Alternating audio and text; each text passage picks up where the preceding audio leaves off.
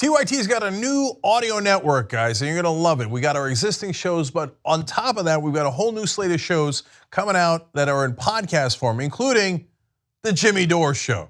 So now nobody does comedy like Jimmy. He is super aggressive and sometimes harsh and often irreverent, but he's gonna give it to you like he sees it. There's no question about that. So you're gonna love this podcast. He's gonna have some of the top comedians and comedy writers on there. So if you wanna check that out along with the entire audio network, go to tyt.com/audio. Two new government reports have revealed that the Department of Housing and Urban Development has systematically failed in its responsibility to oversee both inspections of public housing with potential lead paint problems and also remove the lead paint that they find. Now, I want to give you an idea of the consequences, the human consequences, and then the breadth of this problem because it's staggering. So first of all, cases of children poisoned by lead are not always identified and followed up on in a timely manner. Documentation of lead-based paint inspections and efforts to remove hazards are often missing, incomplete, or not routed to the right place. I guess they just throw them all over the place.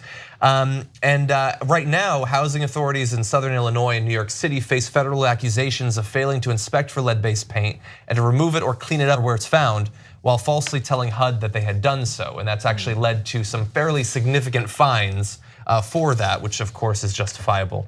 And now let's talk about the scope of these new reports. Of the roughly 7,000 public housing developments nationwide, lead paint inspections were submitted for about 2,700. They're supposed to inspect all of them. A spokesman for the HUD Inspector General was unable to account for the status of the other 4,000.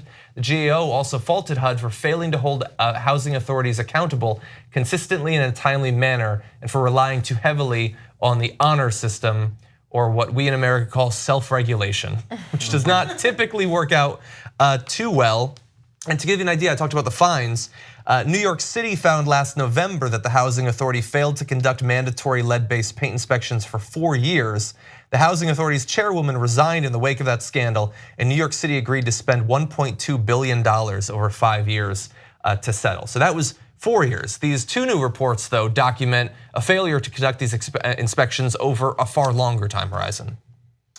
Yeah, so one of the most interesting articles I've read since I've been doing the Young Turks, that's a long, long time, was an excellent series of studies on the effect of lead on human beings. And so first of all, we know with great certainty that it affects the brain development of children. And so lower IQs, but the most interesting part was it greatly increases the propensity for crime. And so we stopped using lead in the paint in this country in 1978. Before that, unfortunately, it was in the paint because we didn't know. We didn't know the harmful consequences. And so, and there was a lot of lead in the gas as well. And so that would go into the air and it affected us. And those studies showed that the drop in crime that began was very likely due to the fact that we stopped using lead. And that's amazing. I'm totally surprised by it. I did not expect that at all, but there was excellent evidence to indicate that. So, and of course, it's you need the kids who were born past 78 to grow up and then to commit crime at a lower rates than the kids who grew up earlier than that. And then they showed the numbers in a very convincing way. So, but even if you don't believe that particular part of it, we know with great certainty that lead affects so many issues regarding our health, but most importantly, like I said, in brain development. So one, it's an excellent case for regulation, and that regulation helped to save untold number of lives. Number two, we know this already. For God's sake, go and inspect all the housing projects done before 1978. It's great bang for your buck, if you will. I mean, if you care about protecting the American people, it might be as good of money as you could spend on any project. And in fact, the HUD in the past should get a lot of credit, which they mention here, for the great work they have done in removing the lead from a lot of the housing projects. But for some of them, like the ones here highlighted in Illinois and New York, to say, yeah, sure, we did it, which is in their cases was a total lie, and to not actually inspect it or remove it, when you know the consequences of it, it's pretty heartbreaking that there was human beings who looked at that and thought, I don't really care about those kids. I just want my job to be a little bit easier, so I'm not going to do that. Right. I think what's troubling is too that they believed housing authorities saying that, oh, it's okay, you don't have to check. I mean, their job is not to believe, it's to check. And I think that's where one of the main failures is in here.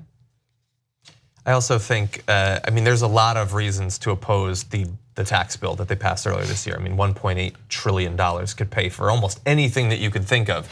But it could eat, like we often hear, man, removing the lead paint is complicated, it's difficult, very expensive. Replacing the lead pipelines, very expensive, very complicated. It would cost a lot of money. And we could have done it nationwide many times over rather than give $1.8 trillion to the wealthiest Americans and corporations. We could have done that and then we could have had a gigantic party afterward. And it would have been amazing because we would be able to say, even if for everything else that Donald Trump had done, if he had chosen that instead, that would be one of the largest challenges that we as a country, or even as members of a species, had confronted. That we had accidentally poisoned ourselves on this mass level, and finally we had taken responsibility and done what was necessary to actually fix it. We have occasionally done that as a species. We fought back against acid rain when we found out what was going on. We fought back against the expanding hole in the ozone layer when we found out what was going on, thanks to the power of collective action and also government regulation. This could be another instance of this, but they have different economic priorities. Yeah, and it's heartbreaking to me because, I mean, there are other countries around the world that have gotten these kind of things right when it comes to this or housing, healthcare, education. I live in the Middle East in a war-torn country. And these are the kind of things that you see there and you're like, well, there's nothing we can do about it. But in America, we have all the resources that we need to get the job done. But there are people who are legitimately greedy and evil when you hear about these stories who don't want to do anything about it, don't want to appropriate more funds to get more qualified people to take care of the job. And it's heartbreaking. Yeah. No, that's a great point, Ammar, because you can't say in the richest nation in the world, there's nothing we can do about it. No, we are choosing our priorities. Right. And the priority we just chose, pretty much the only thing that the Trump administration got done, was a giant tax cut for the rich. On average, the top 1% got a $61,000 tax cut every single year.